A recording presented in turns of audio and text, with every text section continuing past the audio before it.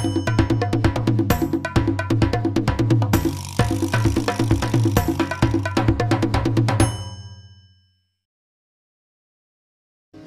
mo bang matikman yung mga masasarap na putahing Pilipino?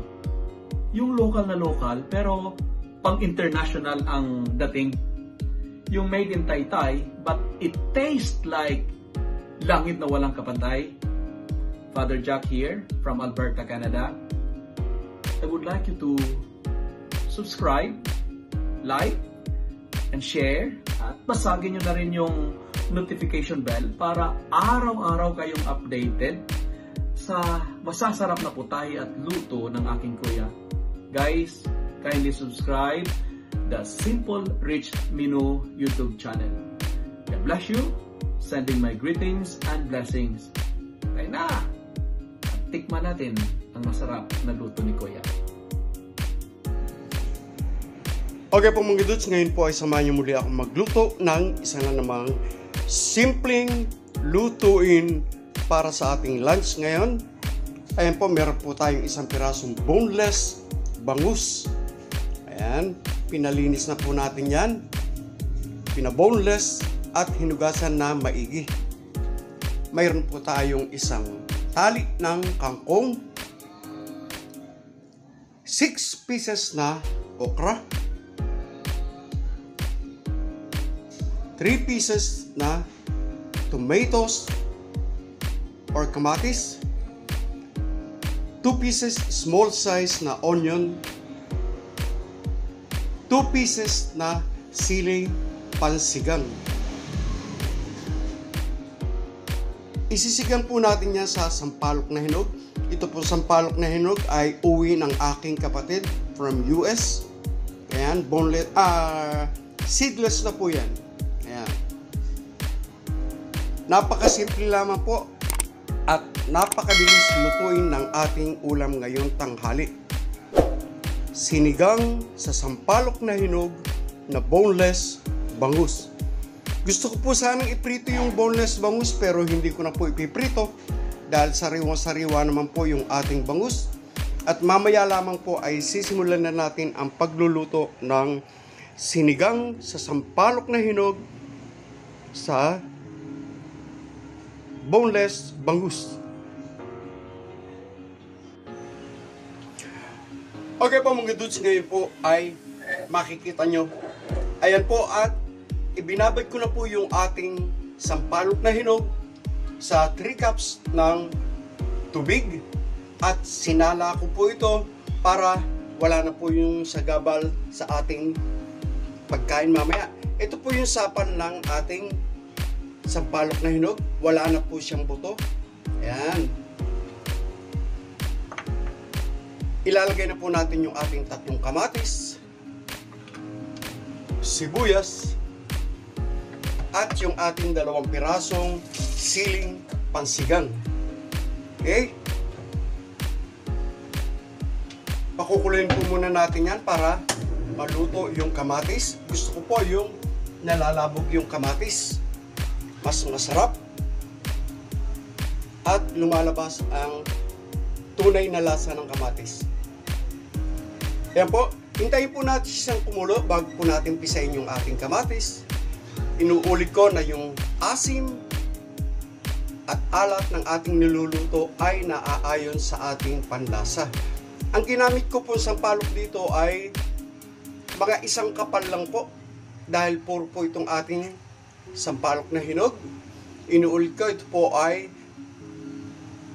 uwi ng aking kapatid from US. Okay? Antayin po natin siyang makuluan ng todo at takpan po muna natin.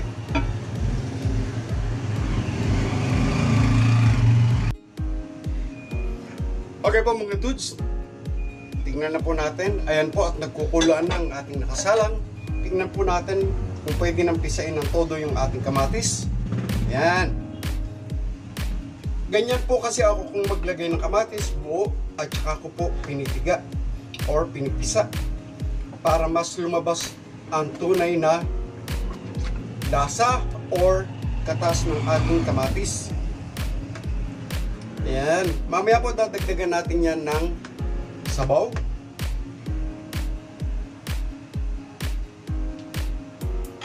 Ilalagay na rin po natin yung ating boneless bangus. Okay. Inuulit ko, isang piraso po ito, medium size. Pinag-anim po natin. At pinaboneless na po yan sa palengke. Yan. Lagi ko po sinasabi na kinakailangan po na laging hugas at malinis ang ating mga niluluto. Lalo pa at galing ito sa palengke. Yan. Hintayin po natin siyang kumulo.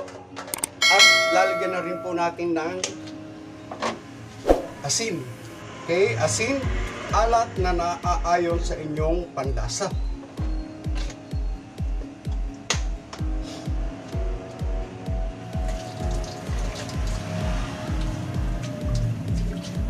Antayin po natin kumulo ng todo bago po natin kumpletuhin yung sabaw, yung asim na naaayon din sa inyong panlasa. Pagkulo po niyan, ilalagay na po natin yung ating gulay, yung pong okra at ang ating kangkong. Okay, takpan po muna natin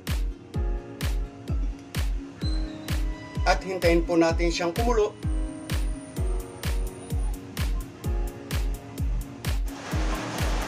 Okay po mga dudes, tignan na po natin. Ayan po, at nagkukuluan na siya. Pwede na po natin tikman. Ayan. Tamang-tama po yung ating niluto ngayon.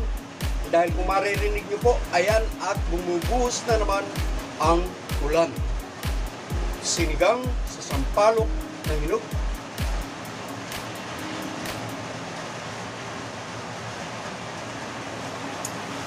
Ayan po.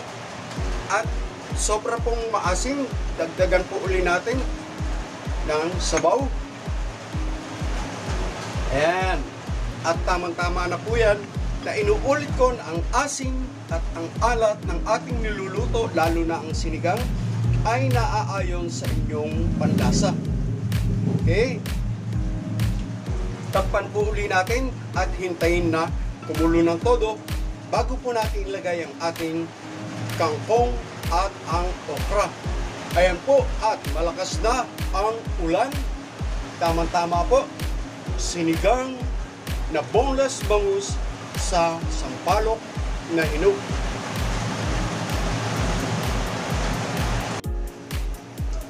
Okay po mga dudes, tingnan na po natin. Ayan.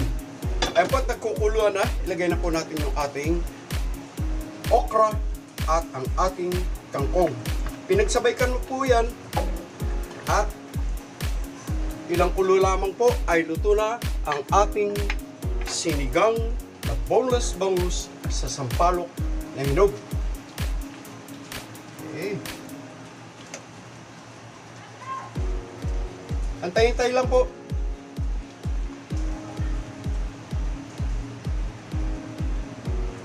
Takpan po uli natin para mas madaling kumulo at maluto ang ating gulay. Yung pong iba, pagkalagay po ng gulay ay pinapatay na dahil gusto po nila ng half cook. Inuulit ko na hindi po sanay sa half cook ang aking mga kasama sa bahay.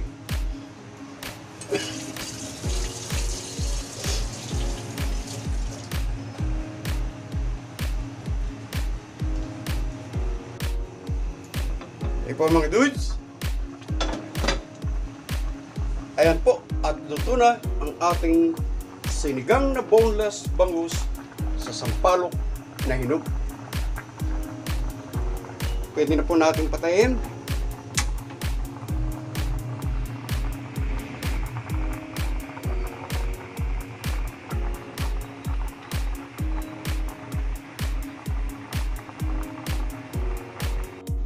Mga dudes, ito na po ang ating sinigang na boneless bangus sa sampalok na hinog.